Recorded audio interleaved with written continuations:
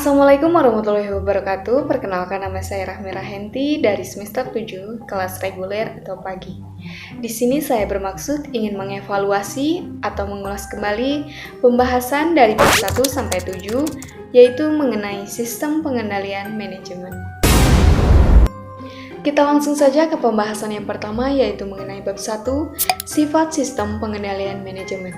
Bagian-bagian yang akan saya jelaskan diantaranya definisi SPM, muatan SPM, unsur-unsur SPM, dan sudut pandang terhadap SPM. Jadi apa sih itu SPM? Menurut saya SPM adalah suatu sistem yang terdiri dari anak sistem yang saling berkaitan. Di antaranya adalah pemrograman, penganggaran, pelaporan, akuntansi, dan pertanggungjawaban untuk membantu manajemen untuk mencapai tujuan suatu perusahaan sesuai dengan strategi yang efektif dan efisien. Selanjutnya, muatan SPM, yaitu bagaimana seorang eksekutif senior dari suatu perusahaan merancang sistem manajemen yang berkesinambungan untuk merencanakan dan mengendalikan suatu kinerja dari perusahaan tersebut. Unsur-unsur SPM diantaranya adalah perencanaan strategis, pembuatan anggaran, alokasi sumber daya, pengukuran, evaluasi, penghargaan atas suatu kinerja, dan alokasi harga transfer. Selanjutnya adalah cara pandang terhadap SPM. SPM harus sesuai dengan strategi, dan strategi yang muncul harus dipengaruhi oleh SPM.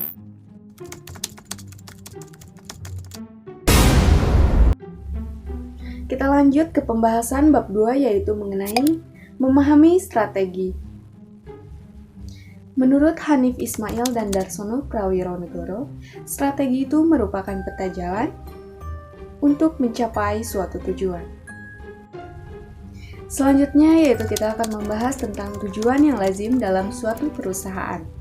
Di antaranya yang pertama yaitu profitabilitas, yang kedua memaksimumkan para pemegang saham, yang keempat resiko, dan yang terakhir adalah pendekatan banyak stakeholder.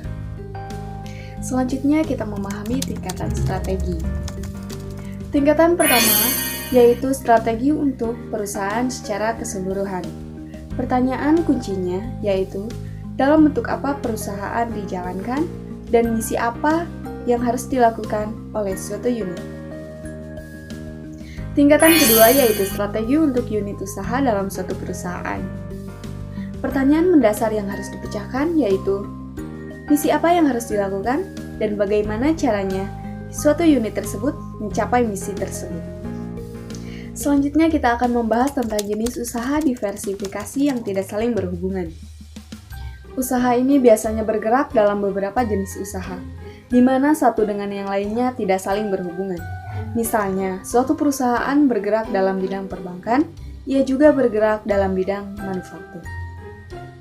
Selanjutnya kita akan membahas tentang jenis usaha diversifikasi yang saling berhubungan.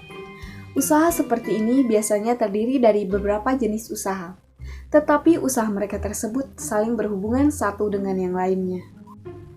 Selanjutnya kita akan membahas tentang strategi unit bisnis. Pertama adalah bangun. Strategi ini menyiratkan menambah pangsa pasar, bahkan dengan mengorbankan laba jangka pendek dan arus kas. Yang kedua adalah pertahankan. Strategi ini lebih diarahkan kepada perlindungan pangsa pasar unit bisnis dan posisi persaingan. Yang ketiga adalah panen. Strategi ini memiliki tujuan untuk menambahkan laba jangka pendek dan arus kas, bahkan hingga mengorbankan pangsa pasar. Yang keempat adalah divestasi.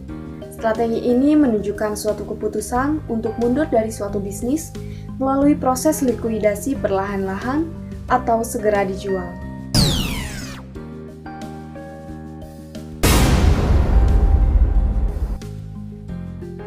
Kita masuk ke bab 3 yaitu mengenai perilaku dalam organisasi SPM. Pembahasan yang pertama yaitu mengenai definisi perilaku organisasi. Perilaku organisasi merupakan suatu pembelajaran tentang sifat atau karakteristik suatu individu dalam suatu organisasi. Pembahasan yang kedua yaitu mengenai beberapa tujuan organisasi. Yang pertama adalah profitabilitas, yang kedua adalah memaksimalkan nilai pemegang saham, dan yang ketiga adalah goal long givens. Kita masuk ke pembahasan yang ketiga, yaitu mengenai faktor-faktor informal yang mempengaruhi keselarasan tujuan.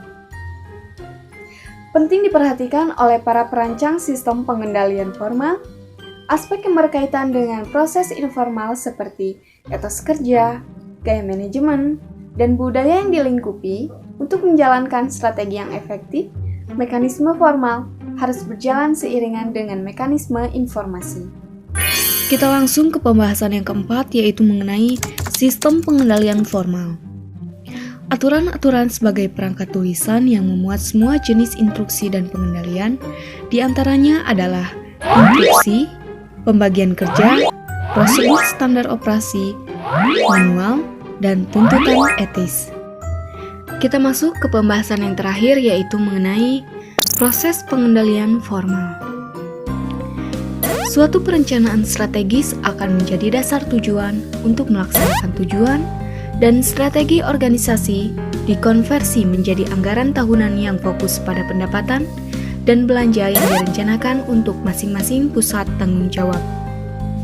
Pusat tanggung jawab akan menjalankan operasi yang ditugaskan, dan hasilnya dilaporkan dan dibandingkan dengan target yang tercantum dalam anggaran. Jika memuaskan, umpan balik dalam bentuk penghargaan. Jika tidak memuaskan, umpan balik dalam bentuk tindakan koreksi di pusat tanggung jawab dan peluang direvisi rencana.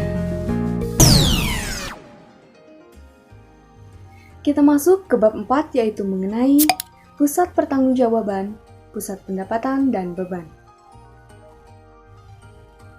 Apa itu pusat pertanggungjawaban? Pusat pertanggungjawaban merupakan suatu organisasi yang dipimpin oleh manajer yang bertanggung jawab dalam setiap kegiatan yang dilakukan. Jenis-jenis pusat pertanggungjawaban diantaranya adalah pusat pendapatan dan pusat beban. Pusat pendapatan merupakan suatu unit pemasaran yang tidak memiliki wewenang atas menetapkan harga jual dan tidak memiliki tanggung jawab atas harga pokok penjualan dari barang yang mereka jual. Pusat beban, pusat tanggung jawab yang diinputnya diukur secara moneter namun outputnya tidak. Pusat beban dibagi menjadi dua, yaitu pusat beban teknik dan pusat beban kebijakan. Selanjutnya adalah efektivitas dan efisiensi.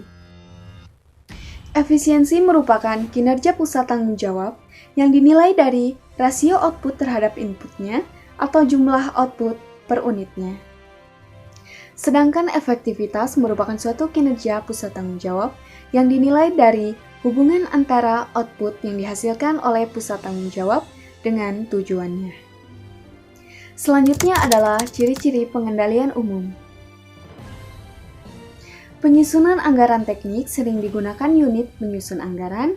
Untuk pusat beban kebijakan disebut dengan manajemen berdasarkan tujuan. Selanjutnya adalah permasalahan dalam pengendalian. Kesulitan pengukuran output, tidak adanya keselarasan cita-cita, dan sulit menghubungkan hasil yang diperoleh oleh input. Kita masuk ke pembahasan yang terakhir, yaitu mengenai rangkaian kesatuan penelitian dan pengembangan. Di antaranya adalah program litbang, anggaran tahunan, pengukuran kinerja, aktivitas logistik, dan aktivitas pemasaran.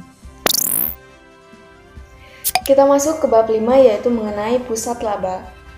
Ketika kinerja suatu tanggung jawab diukur oleh laba, yaitu selisih antara pendapatan dan beban, maka pusat ini disebut dengan pusat laba. Selanjutnya adalah kondisi-kondisi mendelegasikan sebuah tanggung jawab dalam laba. Yang pertama adalah manajer harus mengetahui keakses informasi yang relevan yang dibutuhkan untuk keputusan serupa. Yang kedua adalah harus ada suatu cara untuk mengukur suatu trade-off atau pertimbangan yang dibuat oleh manajer. Langkah utama untuk membuat pusat laba adalah menentukan titik terendah dalam suatu organisasi di mana kondisi di atas sudah terpenuhi. Selanjutnya adalah manfaat laba. Yang pertama adalah kualitas keputusan akan meningkat karena keputusan yang dibuat oleh manajer yang paling dekat dengan titik keputusan kecepatan dari pengambilan keputusan. Yang kedua adalah manajemen kantor pusat bebas dari pengambilan keputusan harian sehingga dapat terfokus kepada hal-hal yang lebih luas. Yang ketiga adalah karena pusat-pusat laba serupa dengan perusahaan independen, maka pusat laba memberikan tempat pelatihan yang sempurna untuk manajemen umum. Yang keempat adalah para manajer mendapatkan pengalaman untuk mengelola akses fungsional dan manajemen mendapatkan kesempatan untuk mengevaluasi potensi pekerjaan yang lebih tinggi. Yang kelima adalah kesadaran laba dapat ditingkatkan karena para manajer bertanggung jawab atas suatu laba tersebut. Selanjutnya adalah kesulitan dalam pusat laba. Yang pertama adalah manajemen kantor pusat kehilangan kendali terhadap suatu keputusan yang telah didelegasikannya. Yang kedua adalah manajer kantor pusat laba cenderung hanya memerhatikan laba jangka pendek saja.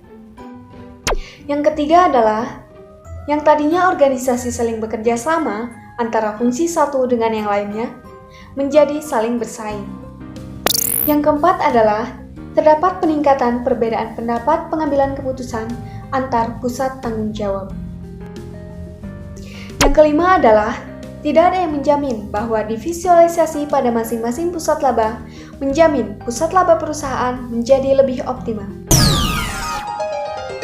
Kita masuk ke bab terakhir yaitu bab 6 tentang penentuan harga transfer. Penentuan harga transfer merupakan harga jual khusus yang dipakai untuk pertukaran antar divisional untuk mencatat pendapatan unit penjual dan unit pembeli. Selanjutnya adalah tujuan penentuan harga transfer. Yang pertama adalah memberikan informasi yang relevan untuk unit usaha menentukan timbal balik yang optimum. Yang kedua adalah menghasilkan keputusan yang selaras dengan cita-cita. Yang ketiga adalah membantu pengukuran kinerja ekonomi dari unit usaha untuk individual. Dan yang terakhir adalah sistem harus mudah dipahami dan dikelola. Pembahasan yang ketiga yaitu tentang prinsip penentuan harga transfer. Harga transfer harus serupa dengan harga yang akan dikenakan jika produk akan dijual ke konsumen luar atau akan dibeli oleh pemasok luar. Pembahasan yang keempat yaitu mengenai situasi yang ideal. Yang pertama adalah orang-orang yang kompeten. Yang kedua, atmosfer yang baik. Yang ketiga, harga transfer. Yang keempat, kebebasan memperoleh sumber daya. Yang kelima, informasi penuh. Dan yang terakhir, negosiasi. Pembahasan selanjutnya yaitu mengenai hambatan dalam memperoleh sumber daya. Di antaranya adalah pasar yang terbatas, kelebihan dan kekurangan kapasitas industri.